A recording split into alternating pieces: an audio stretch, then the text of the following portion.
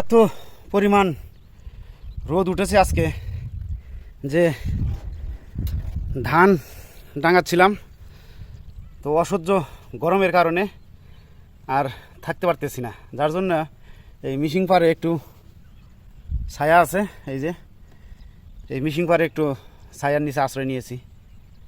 খুব পানি পিপাসা লেগেছে, কিন্তু মনের ভুলে সকালে পানিও আনতে পারিনি বন্ধুরা।